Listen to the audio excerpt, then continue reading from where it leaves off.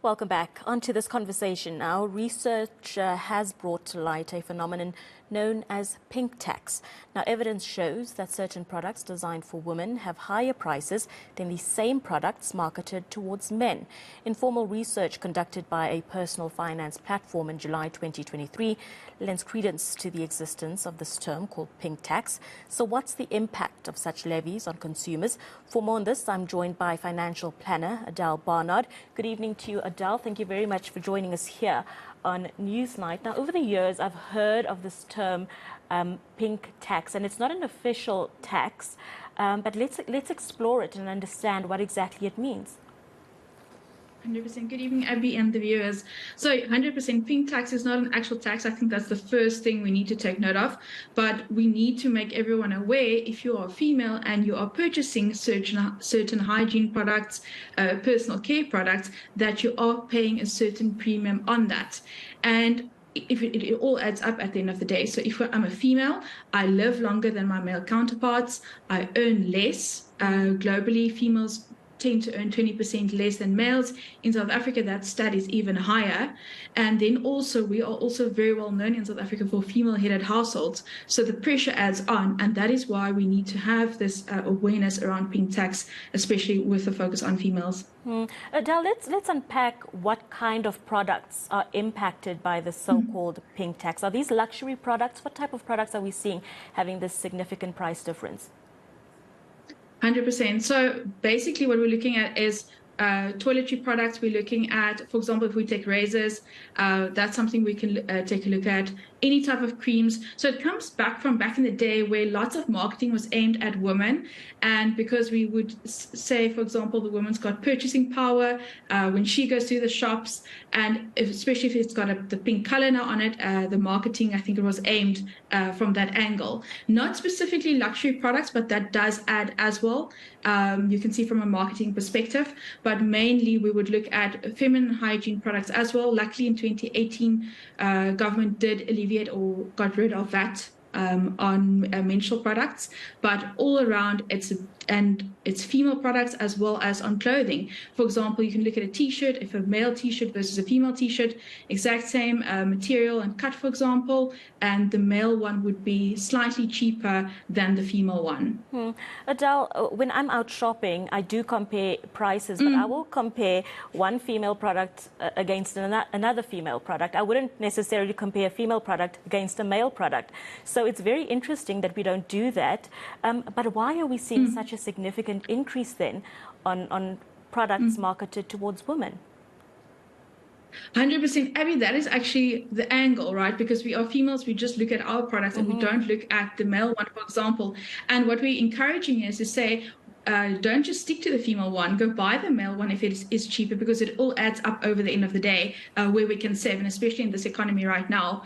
So there's literally no proven reason why. It's basically just from a marketing angle that they get away with it, if I can put it that way, with the disparity, the pricing disparity specifically. And how significant in your observation and research are these price differences?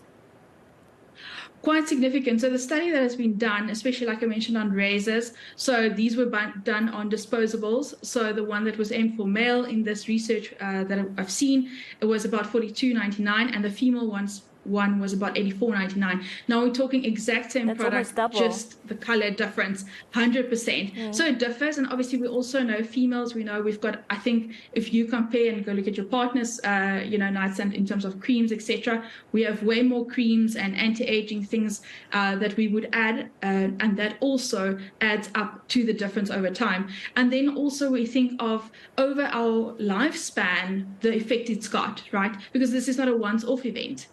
You can also add to that a t-shirt, a standard t-shirt or a jean. The price difference there was also about a 50 to 100 rand.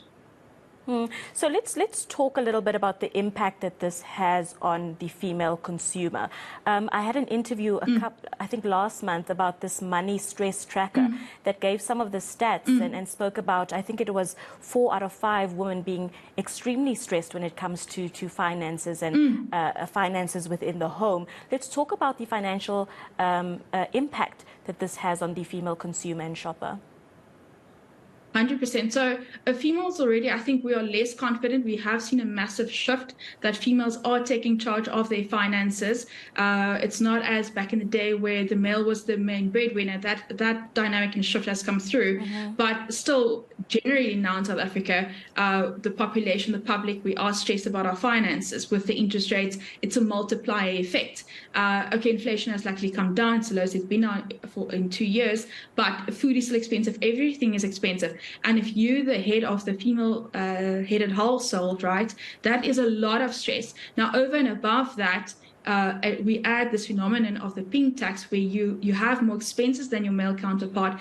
It is more expensive, the expenses that you do have, and you are earning less. Then it ends up a recipe for disaster. And that's why we need to have these conversations so that we can educate, because ultimately what it comes down to is the more we know, the better we do, ultimately. And the more educated decisions we can take. But on that topic then, Adele, as women, what do we do then to avoid this so-called pink tax? Do we just buy male-marketed products? What are the options that we have?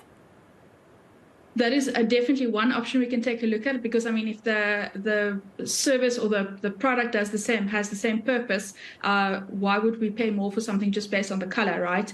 And then also buying bulk if we can afford it. I'm a big activist of fan of that. So you can save per unit on costing on things like toiletries, for example. If there's a special somewhere, try to cash in on those. Look at the cheaper alternative, and also shop around. That's part of the education as well. Don't just go for the first thing that you see. In today's time, if you've got access, there are various apps and tools to compare the different prices from the different shops as well, from the retailers, and you can look, where can I find the cheapest option? And also, where do I get bang for my buck? Is there a loyalty program that I can join where I get rewards or points, and to use that as well over the time? Because our main concern here with this discussion is the fact that as a female, I'm going to live longer. Because if we just think of our families, there are always much older females than males, and I'm earning less, and I feel I've got more responsibility because I'm looking after my family, my children, I'm working, etc. And I need to be very cognizant of what I'm paying on my items and purchases. But then just in conclusion, Adele, how do we then deal with the core issue? What sort of laws or regulations can be put in place to stop this?